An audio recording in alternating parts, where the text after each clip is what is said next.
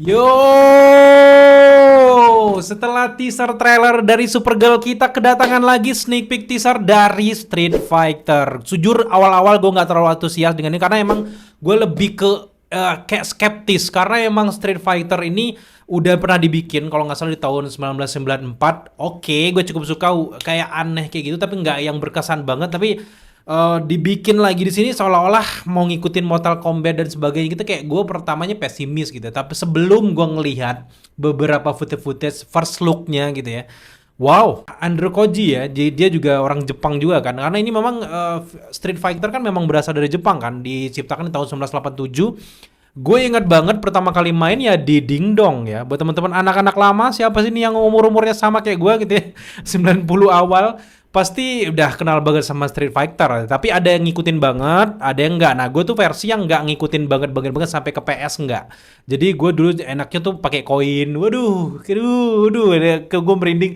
Kayak gue kangen banget zaman-zaman masa-masa itu gitu. Tanpa berlama-lama lagi, kita lihat dulu nanti baru kita akan bahas gimana menurut gue pendapat gue terkait dengan sinematiknya, teknisnya, dan juga apakah semenjanjikan itu untuk Street Fighter-nya. So, langsung saja kita ke layar. Let's go. Wah, Akuma kah? Changli, Kemi, Gayal. Wih, Mr. Bison tadi ya.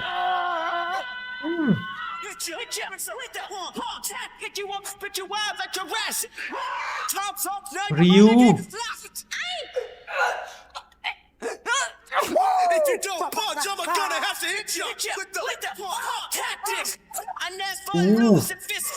Oh.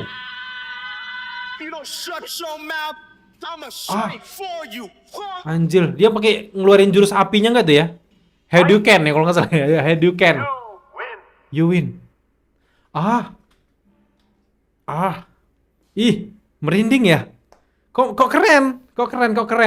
Aneh sih, tapi ini dari sinematiknya, dari teknisnya, dari gambarnya, orang-orangnya meyakinkan. Kita nonton sekali lagi. Ini Ryu ya, Changli.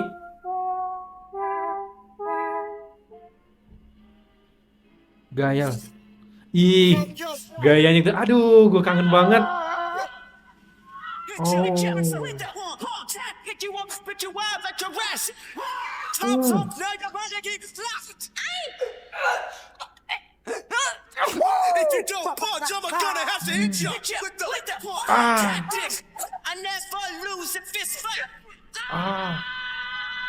Ih, kok bagus ya? 2026. Aduh, mobil. You win.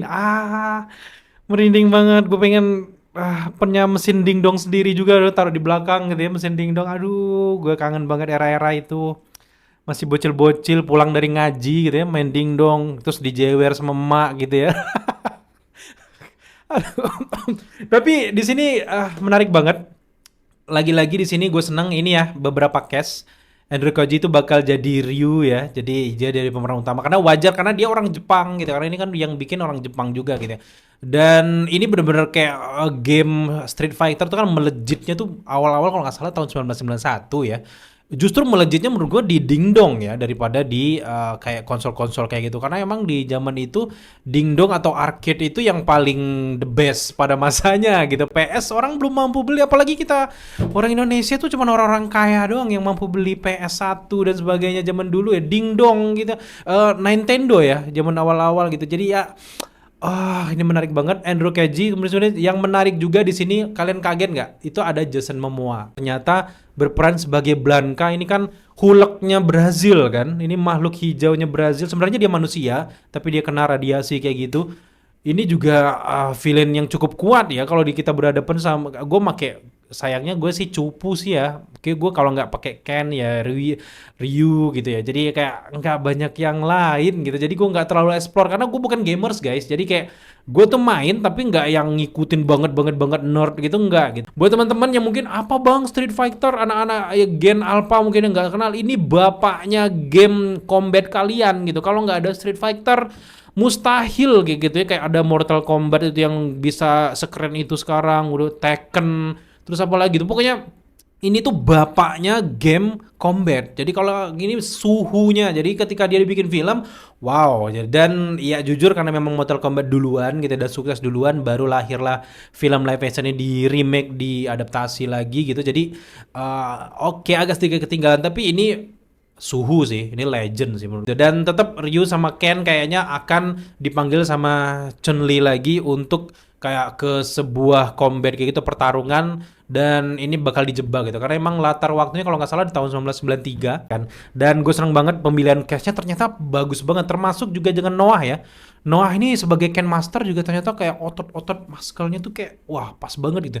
Andrew Koji juga mengejutkan, dan gue rasa series apa yang ada Joe Taslimnya itu kan dipecah ya. Joe Taslim main di Mortal Kombat, Andrew Koji mainnya di sini gitu. Jadi kayak orang-orang martial art semua lah. Jadi ya nggak perlu diragukan lagi untuk Andrew Koji ya. Masuk juga Kalina Liang sebagai Chun-Li juga menurut gue cukup komik akurat. Tapi jujur aja nih gue lebih seneng versi Jackie Chan.